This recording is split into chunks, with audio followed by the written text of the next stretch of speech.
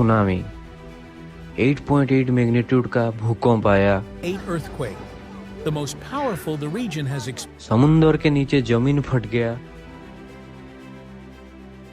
और पूरी दुनिया में सुनामी का अलर्ट जारी हो गया।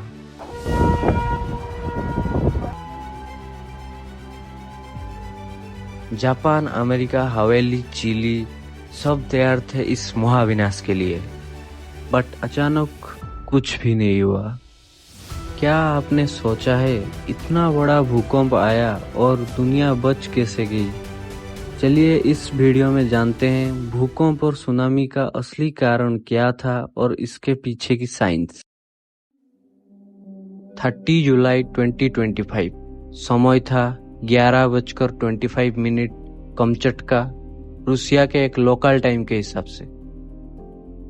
ये क्वेक आया था समुंदर के नीचे से और इसका ओरिजिन पॉइंट था ईस्ट साउथ ईस्ट ऑफ पेट्रोपाव्लोव्स्की कामचट्स्की, जो कमचटका के सबसे बड़े शहरों में से एक है। इस भूकंप की गहराई थी लगभग 20 किलोमीटर।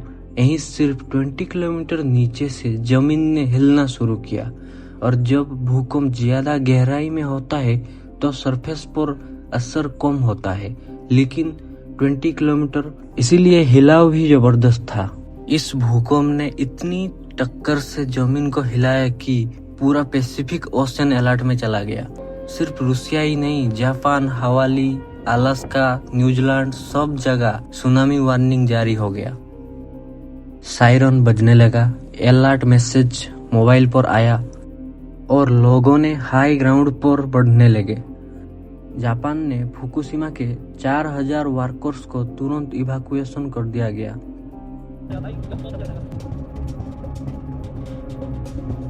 हवाली और कैलिफोर्निया में बीच क्लोज कर दिया गया।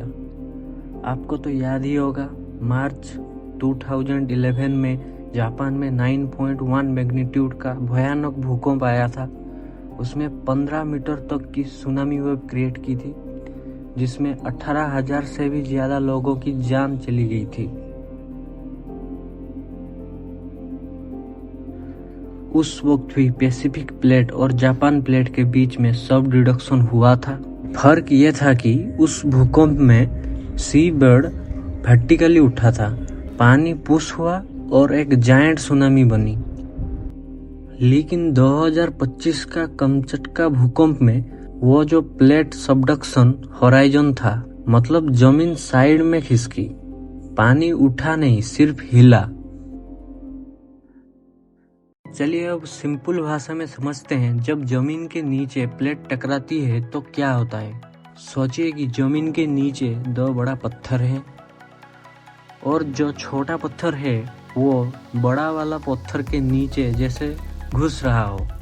यही चीज होता है सबडक्शन जोन में। और एक समय ऐसा आया जब ऊपर वाली प्लेट अचानक से ऊपर चली गई और समुद्र के पानी को पुश कर दिया। मैं आपको विजुअल इफेक्ट शो कर रहा हूँ, आप इसे देखकर आसानी से समझ सकते हैं। मतलब जोर से ऊपर उठ गया। इसी वजह से सुनामी वेव 15 मीटर तक पहुंच गई थी। लेकिन 2025 का कमचटका भूकंप में प्लेट ने एक दूसरे को साइड में धक्का दिया, हॉराइजॉन्टल डायरेक्शन में। पानी ऊपर नहीं गया, बस जमीन हिली। आप इसे ऐसे समझ सकते हैं जैसे आप 2 बुक को टेबल पर एक दूसरे के साथ रगड़ रहे हो। इसी तरह से जमीन तो हिलेगी पर बड़ा वेव जनरेट नहीं होगी। इसीलिए इतना बड़ा भूकंप होने के बावजूद सुनामी पावरफुल नहीं बनी। पानी के नीचे का उथल पुथल इम्पोर्टेंट होता है, सिर्फ शेकिंग नहीं। अब सवाल उठता है, जब भूकंप समुद्र के नीचे आता है तो हमें इतनी जल्दी कैसे पता चलता है कि सुनामी आ सकती है? ये होता है एक एडवांस सिस्टम की वजह से, इसे कहते हैं सुनामी वार्निंग सिस्टम। दुनिया के अलग अलग समुद्री इलाकों में लगाए गए हैं स्पेशल सेंसर, जैसे सेस्मोग्राफ जो भूकंप को डिटेक्ट करता है, और बुओयस जो पानी की लेवल को रिकॉर्ड करते हैं।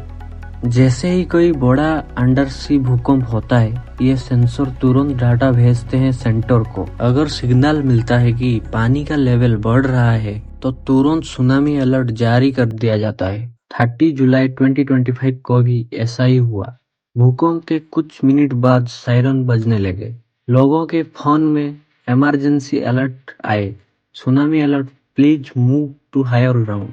जापान, हवाई, कैलिफोर्निया, हर जगह सिस्टम ने काम किया। Siren, radio, internet, mobile alert सब एक्टिव हो गया। आज के जमाने में सुनामी से बचने का बेस्ट वेपन है जल्दी वार्निंग और तैयारी। और इस बार सिस्टम ने परफेक्ट काम किया और ये मुमकिन हुआ साइंस, अर्ली वार्निंग सिस्टम और लोगों की अवेयरनेस की वजह से। तो अब आप ये समझ सकते हैं 30 जुलाई का ये भूकंप दुनिया के लिए एक वार्निंग भी था और एक विक्ट्री भी। वार्निंग इसलिए क्योंकि नेचर कभी भी किसी को सरप्राइज दे सकता है, और विक्ट्री इसलिए क्योंकि इंसान अब तैयार है और साइंस हमारी रक्षा कर रहा है। जब हम 2011 के सुनामी को याद करते हैं तो समझते हैं कि हमने कितना कुछ सीखा है उससे, और 2025 में उसे अप्लाई भी कर दिया। तो दोस्तों, ये था 30 जुलाई 2025 कमचटका अर्थक्वेक का पूरा किस्सा। अगर आप अभी तक सुन रहे हो तो जरूर से कमेंट करें कि वीडियो कैसा लगा। आगे इसी तरह की कंटेंट देखने के लिए इस चैनल को सब्सक्राइब करें। तब तक के लिए बाय बाय।